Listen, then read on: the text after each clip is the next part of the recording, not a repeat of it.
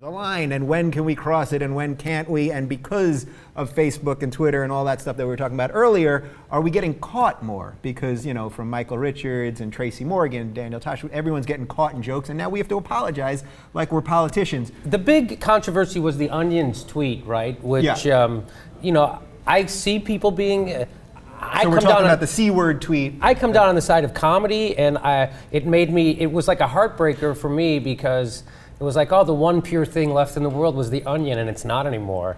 I think the C-word thing that happened at the Oscars, I think is particularly interesting because it was about a 7-year-old girl, and then the Onion...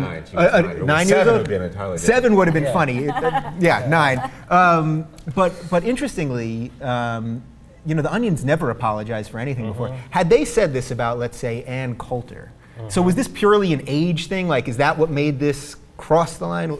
It was bothersome to me. I think people at the Onion were genuinely crying when they got all that flack. Do you think it was offensive? Like, do you think they were being mean to her? Or do you know that they were kidding because it was a joke because she's such a wonderful girl, she's the opposite of that thing, and how ironic that someone would be using this word towards that girl. There wasn't malice intended in that joke. Right, except that she's going to grow up, and now it's always there.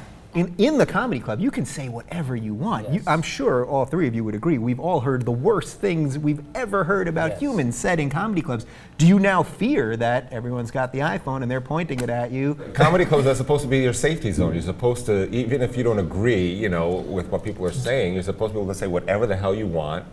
And so in the case of Michael Richards, for example, which was in a comedy club. Yes. So again, it's not the words you use; it's the intent. It's the intention behind your words. And his words weren't there to make fun of that word or be ironic about that word. He was trying to demean someone who was an African American using that word. Right. So that's why there wasn't comedy involved. Yeah. And it shows you how hard stand-up comedy is, because Michael Richards, who's a brilliantly comedic actor, doesn't have it as a stand-up comedian, and it's obvious, right? And it was obvious to everybody during that time. I'm almost glad that happened, so we got rid of him from the stand-up comedy. So we all against the Onion, besides me, on the C-word joke.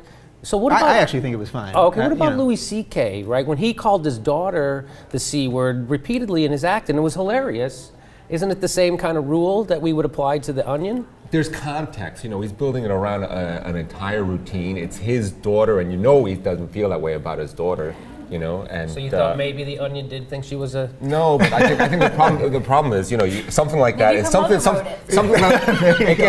it gets taken out of context, right? Because all you see is that, so that's what gets picked up by the media. That's what makes the cycle. And even I was like just unaware that was out there, so I go looking for it, and all I see is the controversy around it, because that's what gets picked up. They are so, you know, they're like they're sharks looking for that kind of a thing.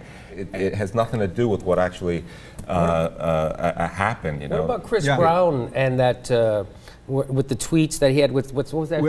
Jenny Johnson, right? Now that was a lot of people defended Chris Brown over that, which I thought was gross. They're like, well, you know, he's just a bad boy. Oh yeah, he's just like James Dean. Right, but you know what? Jenny Johnson, who is a comedian, she not only defended herself. I mean, she won the little Twitter battle. And what is life about if not for Twitter battles?